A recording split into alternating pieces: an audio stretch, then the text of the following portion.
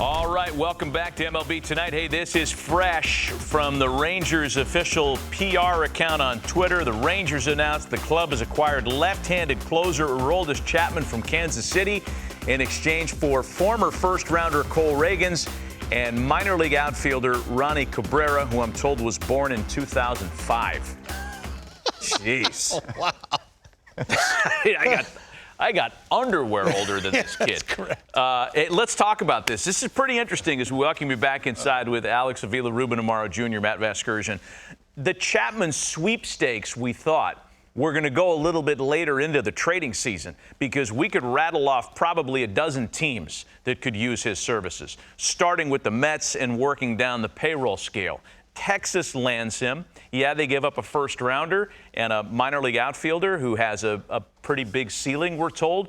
But Texas is telling everybody, we're in this to win it. We're not happy just to go to the division series or a wild card round. They're putting together a pretty big roster here. Yeah, and I think that tells you, too, doing it this early with still a month to go in the trading deadline, they were willing to kind of meet that asking price that the Royals had for Chapman, as opposed to maybe some other teams that may have a need in the bullpen, weren't willing to go there, especially this early on.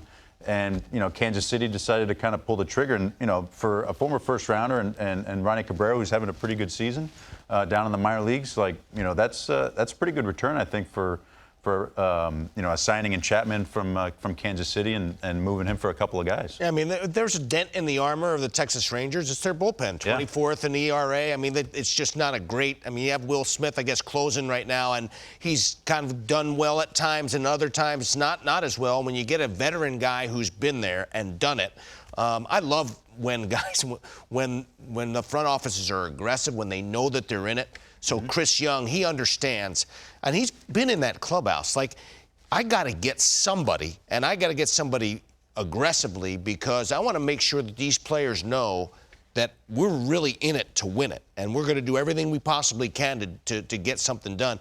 I would have to believe that this is not their only move. I got to believe that he's going to try to continue to fortify that bullpen in some way, shape, or form. And I wouldn't be surprised there's more to come from Chris Young. Yeah, love it. And doing it now, you have him for 3 months rather than 2 months. That's correct. Over the course of that stretch, obviously they have a big series this weekend against the Astros. With the Astros kind of starting to play a lot better and getting healthy and stuff like that, they're only 5 games out. So this is going to be a race. This is also an opportunity for the Royals. This is the not as sexy part of this trade, but it's an opportunity for them. They've got some attractive bullpen pieces. They've already turned Chapman into something else. Scott Barlow's probably going to get traded. Next, yeah. Taylor Clark could be traded. This is an opportunity for the Royals to add to their talent coffers. Look, they're probably going to have one of the top draft picks in next year's draft. It's not been a great year for them on the field.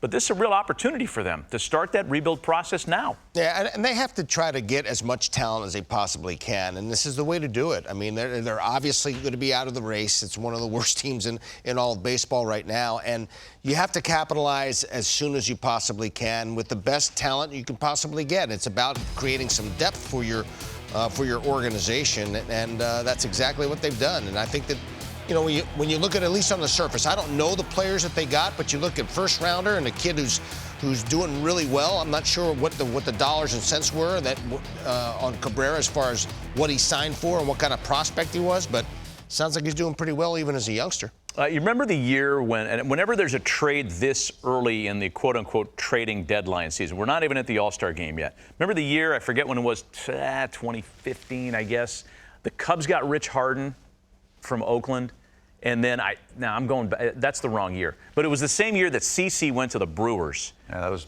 before that. Yeah, it was way before that, wasn't it? 08? 2011, I think, or 08. Or 09 or something like that. Okay. Might have been 08. 08. It may have been 08. But when the first domino falls this early, other teams in the division are like, oh boy, now what? Now what do the Rangers or the Astros answer with? The Angels have been super aggressive. They lose infielders, and they're signing guys, and they're trading for guys. This is going to be a pretty fun division to watch as far as the trade deadline in the AL West. Yeah, I love it. And to me, it's about trying to maximize everything you possibly can. It's hard to win. Alex, you know this. How difficult is it it's so tough to win and to be a champion and to put yourself in a position when you know you have a real chance. to put yourself in that position. Try to be as aggressive as possible. I know that was important for me as a GM when we were in that, sort of in that cycle when we were, in 08, 09, 10, and 11.